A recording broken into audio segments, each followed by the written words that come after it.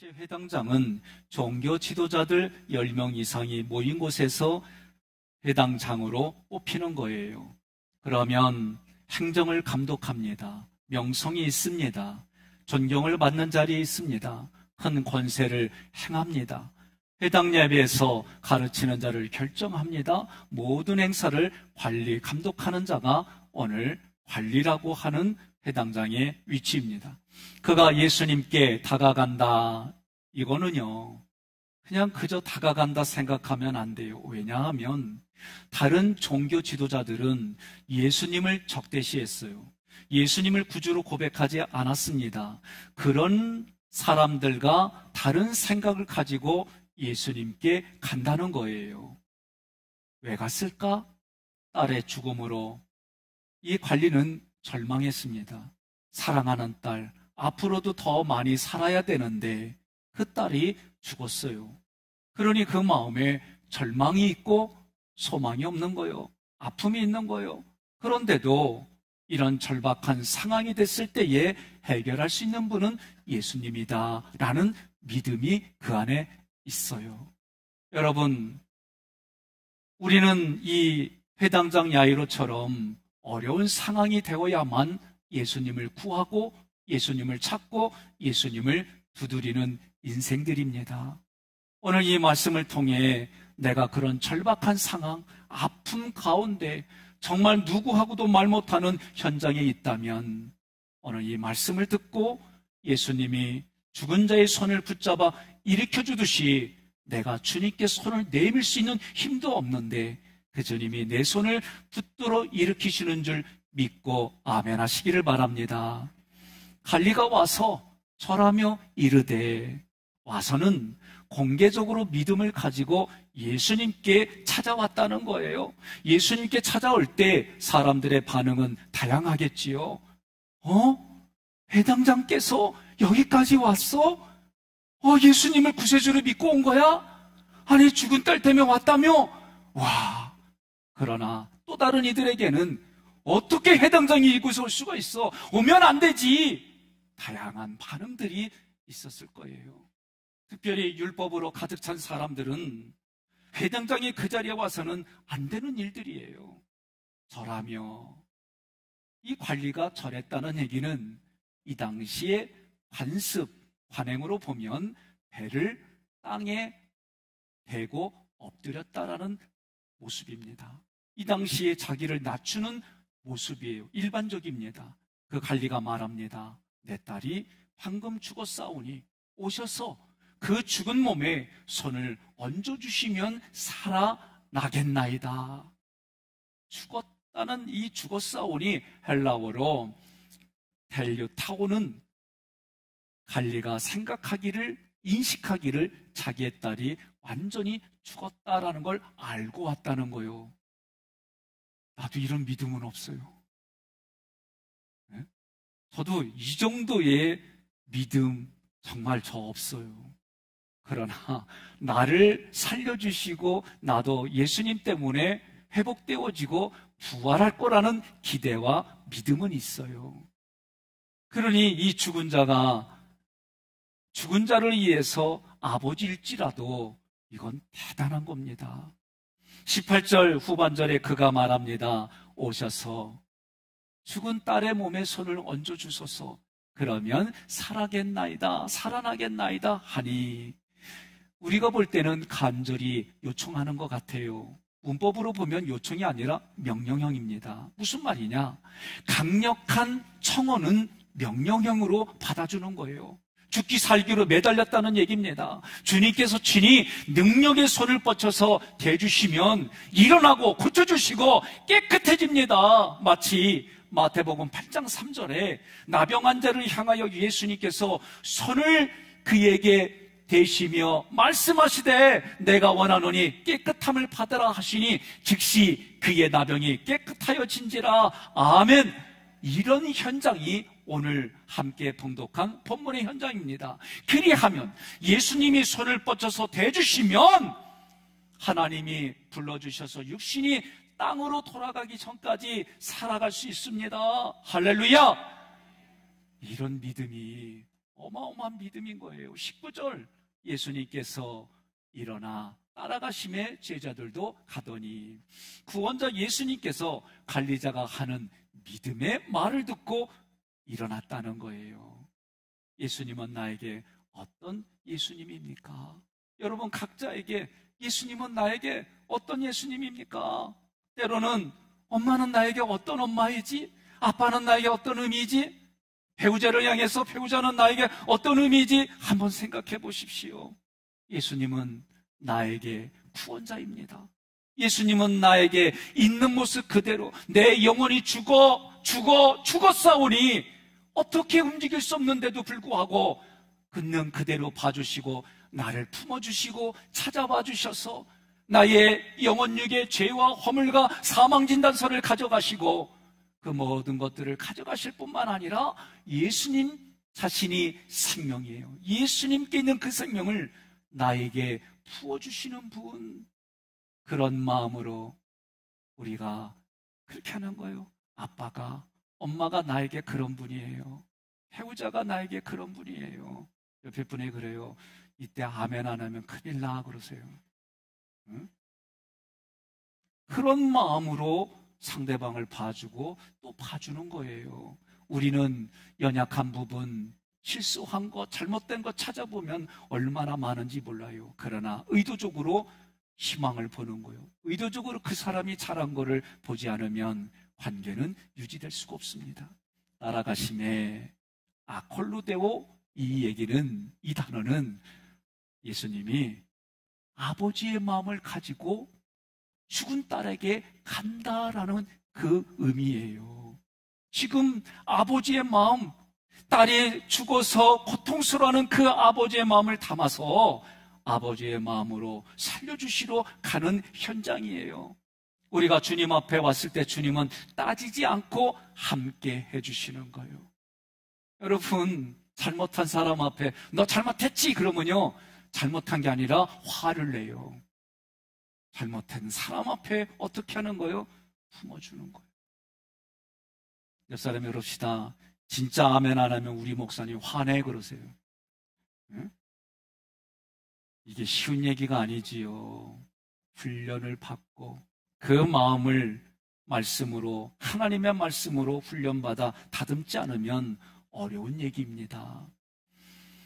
우리 주님은 영혼이 죽고 내 육신이 병들고 마음의 낮은 자존감으로부터 이루 말할 수 없는 그런 것들을 가지고 있음에도 나에게 오셨어요.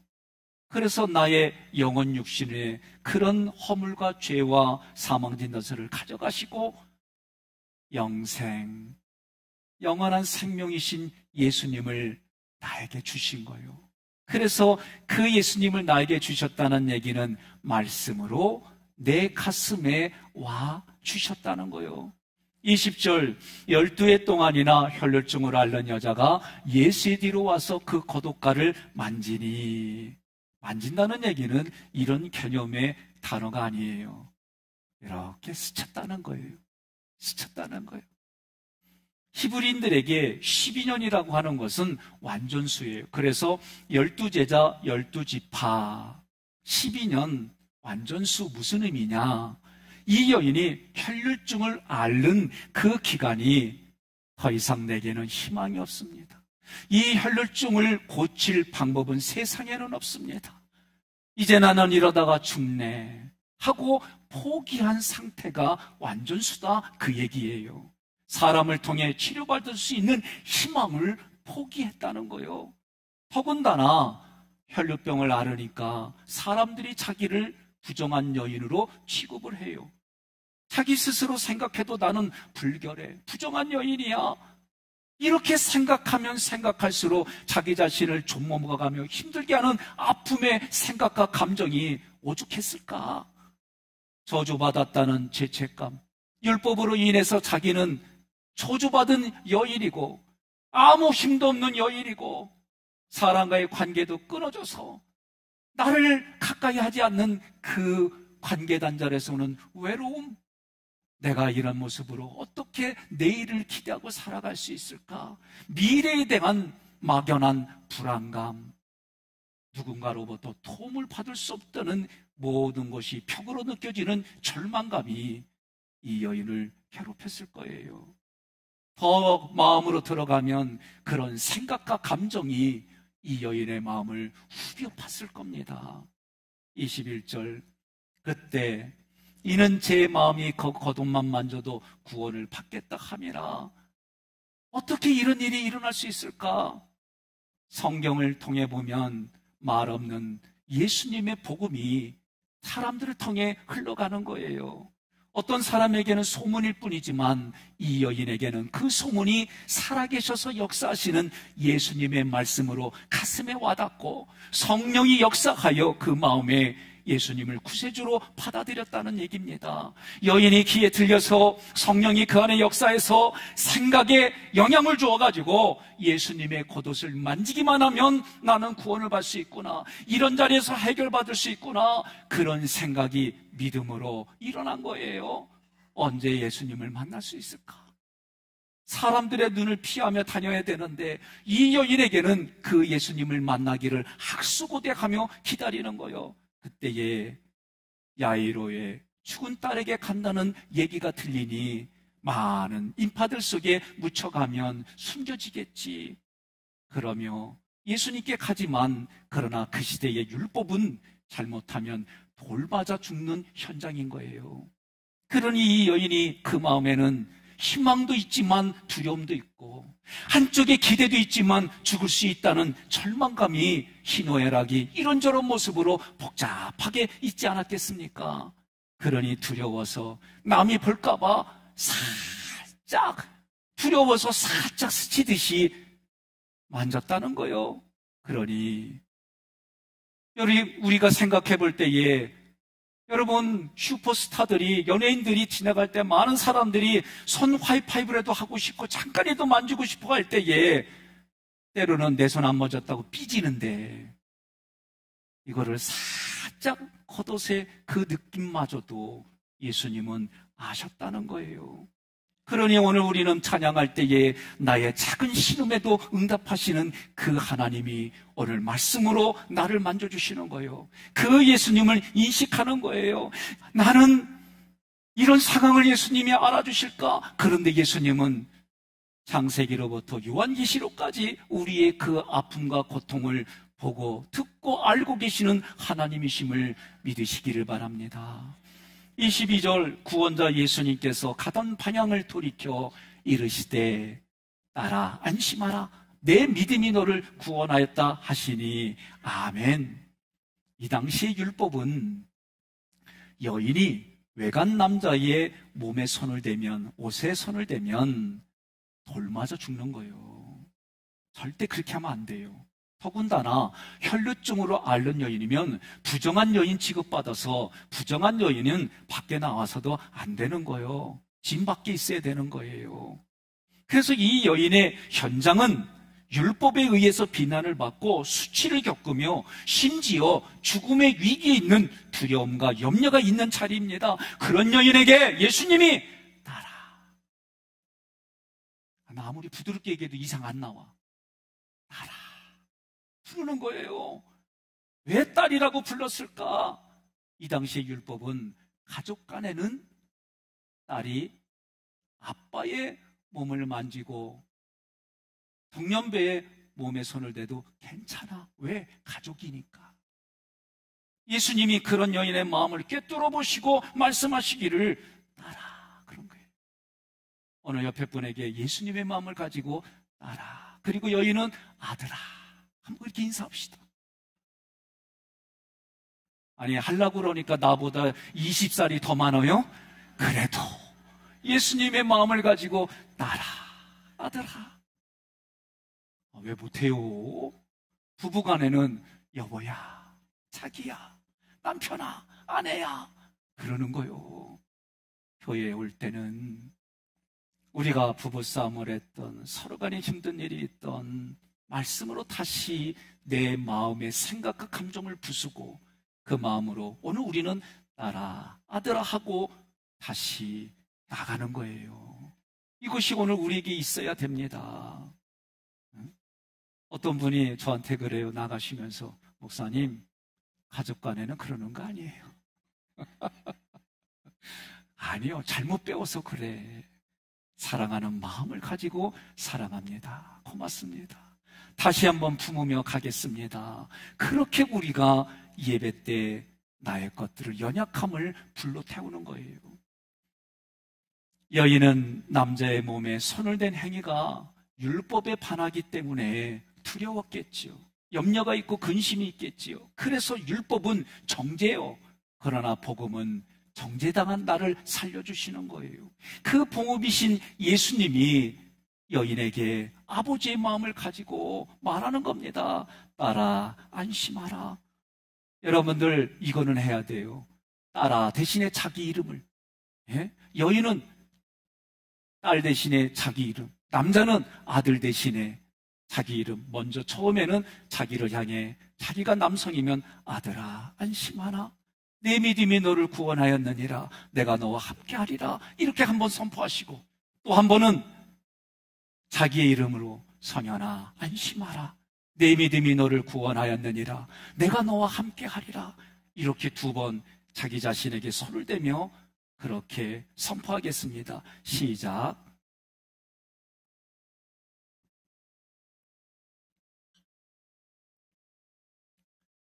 그리요, 감사해요. 이 구원이라는 단어, 헬라어 소조라고 하는 이 단어, 여기서 쓰였을 때는 이미 소문으로 들었던 말씀이, 그때 이미 이 여인에게 믿음이 생겼고 구원받았는데, 지금 예수님이 구원받았다라고 확정시켜주는 내용인 거예요. 예수님에 의해서 여러분과 저는 구원을 받습니다. 절망과 슬픔이 있는 곳에 예수님을 만나서 절망이 희망이 되고 슬픔이 기쁨으로 바뀌어져서 예수님 때문에 감사합니다, 예수님 때문에 고맙습니다, 예수님 때문에 살만 납니다. 그 현장이 예수를 믿는 신앙의 현장임을 믿으시기를 바랍니다. 누가복음 8장 44절에 예수님의 뒤로 와서 옷에 손을 대니 혈루증이 즉시 그쳤더라. 여인의 육신, 마음에 가지고 있는 감정, 영적인 고민, 이 모든 것을 예수님이 다 거둬가시고 예수님의 생명이신 예수님이 그 여인의 손을 대고 말씀으로 임했더니 그 여인이 구원을 받았더라. 23절, 예수께서 그 잔리의 집에 가사 피리 부는 자들과 떠드는 무리를 보시고, 예수님께서 갈리의 집에 가셨다는 것은 분명한 목적을 가지고 가셨다라는 뜻이에요. 그 목적이 무엇일까? 율법을 완성하셨습니다. 죄인인 우리를 대신하여 희생제물, 대속제물로 죽으셨습니다. 우리를 구원해 주셨습니다. 우리에게 영생을 주셨습니다. 그래서 이 모든 것들이 예수님에 이루어졌기 때문에 내 안에 감격과 감동이 있고 감사가 있고 기쁨이 있어서 그 예수님을 전하는 전도와 선교를 하게 해주신 거예요. 마지막 때에 예수님 믿는 이들에게는 상급을 주시는 거예요. 예수 믿지 않는 이들에게는 영원한 심판주로 오심을 분명하게 우리가 믿고, 마음으로 믿고 입으로 고백하는 것이 예수님이 오늘 이 집에 가시는 목적으로 들리는 거예요. 피리 부는 자들은 이 아이가 죽었다고 누구에게 피리로 알리는 거냐? 악한 영에게 알리는 거예요. 이 아이가 죽었어. 악한 영, 구체적으로 누구인지 모르지만 그 악한 영에게 이 아이가 죽었다고 피리로 알리는 거예요. 그들에게는 부활이 없습니다. 그들에게는 예수님이 구원자가 아닙니다. 그러나 예수님은 자기를 믿는 자들을 그 믿는 즉시 구원해 주시고 영생을 주셔서 육신이 흙으로 돌아갔지만 예수님이 부활하신 것처럼 우리도 부활하여 내가 지금 구원받은 이 순간부터 천국을 살아가고 천국을 살아갈 수 있도록 십자가에서 다 이루셨습니다. 이렇게 고백하는 거예요. 그래서 예수님이 십자가에서 다 이루었다 그렇게 말씀하신 거예요. 떠드는 무리는 죽음에 의해서 지금 하나님을 깨닫지 못하는 겁니다. 하나님을 깨닫지 못하고 빛을 잃어버린 무리라는 뜻이에요. 그들에게는 뭐만 보여요? 죽으면 끝이에요. 죽음밖에 보이지 않습니다. 그러나 우리에게는 영원한 생명을 주신 예수님의 눈으로 보기 때문에 우리는 그 사람의 1%의 가능성 생명을 보고 만나는 거예요. 사람은요, 누구든지 간에 그 가능성, 하나님 앞에 가능성이 아닙니다. 하나님을 믿는 가능성, 하나님의 것이 흘려보낼 수 있는 그 가능성을 보면 좋은 게 보이는 거예요. 그러나 내 생각과 감정에 반하는 행동들을 하는 것을 보며 감정이 상하고 생각이 뒤틀려지며 그 사람의 감정과 생각으로 나쁘게 보면 해결할 방법이 하나도 없는 거예요. 24절 이르시되 물러가라. 이 소녀가 죽은 것이 아니라 잔다 하시니 그들이 비웃더라. 이르시되 물러가라. 예수님께서 그들이 물러갈 때까지 말씀하셨다는 거예요. 말씀하시면서 쫓아냈다는 얘기입니다. 이 소녀가 죽음에 이른 것이 아니라 자고 있다. 그들이 예수님의 그 얘기를 듣고 계속해서 경멸하며 조롱하는 겁니다. 아니, 말도 유분수지. 아니, 죽은 이 어린아이를 어떻게 고쳐? 아니, 좀 기적한다고? 아이고, 자고만장하네. 조금 인정해줬더니 배는 게 없네. 아이고, 저 젊은 것이 미쳤어. 저게 예수가 말이야. 이러면서 조롱하는 거예요. 우리는 깊이 깨달아야 합니다. 사람들의 눈은 그 소녀가 죽은 것밖에 보이지 않아요. 이것이 율법입니다. 율법을 통해 우리는 사망진단서를 받았습니다. 그러나 예수님의 눈은 잠을 자고 있는 모습으로 봐주는 거예요. 죽은 것이 아니라 잠을 자고 있다. 그러니까 여러분, 옆에 계신 분이 잠을 자거든 깨우지 마세요. 왜? 예수님의 눈으로 죽은 게 아니요, 잠을 자고 있어. 부활할 거야. 그리고 부활할 때 알아서 깨. 여러분, 율법은요 정죄예요. 사망진단서를 주는 정죄예요. 그러나 복음은 우리에게 십자가의 보혈을 통해 생명이 어떤 것인지 깨닫게 해주시고, 내가 남은 인생이 수십 년 남았다 할지라도 아무것도 아닌 존재라는 걸 깨닫게 해주셔서 그 예수님 때문에 내가 살아갑니다. 예수님 때문에 미워도 다시 한번 웃어줍니다. 그 예수님 때문에 내가 손 내밉니다. 그런 현장이 우리의 현장인 줄 믿습니다. 25절 무리를 내보낸 후에 예수께서 들어가사 소녀의 손을 잡으심에 일어나는지라. 아멘. 율법으로 보면 유대인이라면 죽은 자에게 들어갈 수가 없어요. 손을 잡아서는 더욱더 안 되는 거예요. 예수님은 자기를 조롱하는 무리들을 쫓아낸 후에 소녀가 누워있는 곳에 들어가십니다. 들어가셨다는 것은 목적을 가지고 들어가셨다.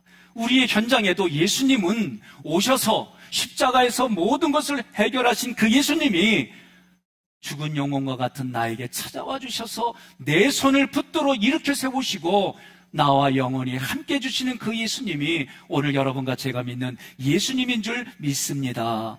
25절 후반절에 소녀의 손을 잡으심에 일어나는지라. 예수께서 소녀의 손을 잡는 행위는 이미 마태복음 8장 3절에 말씀드렸던 것처럼 예수님께서 소녀의 영혼, 육에 육신의 허물, 병, 죄, 그것으로 인해 받았던 저주, 이 모든 것, 그리고 그것 때문에 겪어야 되는 아픔과 고통, 눈물, 누구에게도 말 못하는 그 현장의 마음의 감정까지 다, 그리고 영적으로 사망한 이 사람의 사망까지 그 손으로 다 걷어가셨다. 그리고 예수님께 있는 생명, 생명이신 예수님이 그 소녀에게 말씀으로 생명으로 임하셨습니다. 여러분, 이것이 오늘 예배를 드리는 우리들 삶의 현장에 일어나기를 주님의 이름으로 축복합니다. 그럼 이 사건이 한마디로 예수님의 십자가 사건입니다. 예수님께서 사망이 왕노릇하는 현장에서 생명 안에서 왕노릇하는 현장을 우리에게 보여주신 거예요. 로마서 5장 14절과 17절 말씀을 함께 봉독합니다. 그러나 아담으로부터 모세까지 아담의 범죄와 같은 죄를 짓지 아니한 자들까지도 사망이 왕노릇하였나니 아담은 오실자의 모형이라.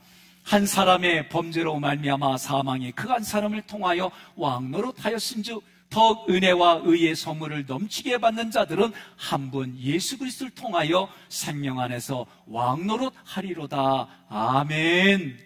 예수님은 아셔요. 우리가 가장 두려워하는 것이 죽음이라는 걸 알아요. 그 죽음의 종로로 타던 우리들에게 사망도 이겨내시고 사망도 능력 안에서 지배하시는 주님의 손으로 이 어린 소녀를 통해, 죽은 소녀를 통해 부활을 보여주시는 예표입니다. 일어나는지라 스스로 일어났다는 게 아니에요. 예수님의 손에 이끌려서 일어났다는 거예요. 여러분과 제가 이 땅을 살아갈 때에 누구에게 이끌려야 되느냐? 예수님께 이끌려야 되는 겁니다.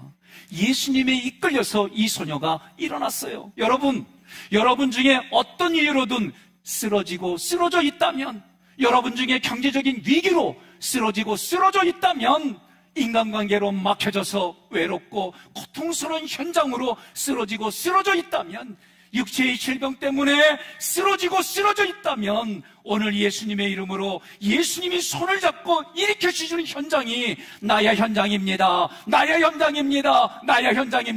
고백하십시오. 예수의 이름으로 선포합니다. 일어날지어다. 26절, 이러한 소문이 그 온 땅에 퍼지더라. 여기서 땅이라는 단어가 중요합니다. 헬라어로 땅이라는 것, 세계, 세상이라는 단어가 두 개가 있어요. 하나는 코스모스, 하나는 개. 개하면 생각나는 게 꽃게. 발음은 똑같아요. 의미가 달라요. 코스모스는 우리들이 만들어낸 질서예요. 평화를 유지하기 위해서 다 강력한 무력을 써도 우리가 그런 거를 허용하는 세계가 코스모스라고 하는 이 단어예요. 그러나 개라고 하는 이 단어는 하나님, 예수님, 성령님과 관계가 끊어졌습니다. 그러나 예수님 때문에 회복됩니다 라고 쓰이는 의미가 개라고 하는 땅이에요. 히브리어로 에레츠라고 하는 것이 저는 그 전에 사람의 마음입니다. 그 역어가 개예요. 그러므로 오늘 이 말씀은 죄로 인해서 하나님과 관계가 깨졌고 단절되어졌지만 예수를 통해서 회복되어지는 이 개념이 점점 많아지더라. 이것이 오늘 본문 말씀의 결론입니다. 하나님과 관계가 깨졌습니다. 사망의 왕노릇하는 곳에 우리가 종노릇합니다. 그곳에서 허물이 보이고 그곳에 정죄받을 일들이 많아집니다. 그 모습이 너무나도 안타깝고 긍휼하게 봐주시는 예수님이 오늘 하나님의 보내심을 받고 스스로 자원하여 나와 우리에게 각 개인에게 찾아오셨습니다. 그래서 관계를 회복시켜 주셨습니다. 이 관계가, 나의 관계가 회복이 되고 우리의 관계가 회복이 되고 너와 나를 통해 다른 사람에까지 관계를 회복시켜 주셨습니다. 이 이야기가, 그 소문이 온 땅에 퍼지더라. 그러므로 여러분, 우리는 구원받았습니다. 구원받은 감격이 내가 오늘 지금 주님과 함께 합니다. 하나님 고맙습니다. 감사합니다. 벅차오르는 감동이 오늘 이 예배 현장에 고백이 되어져야 하고, 여러분과 제가 문을 열고 세상을 향하여 나아갈 때에 내 마음에 문을 열어 이 말씀이 들어왔던 것처럼 오늘 아무 일이 없었던 것처럼 다시 한번 관계가 회복되어오는 현장에 나의 생각, 감정을 예수의 말씀으로 무너뜨리고 세워서 나가기를 주님의 이름으로 축복합니다.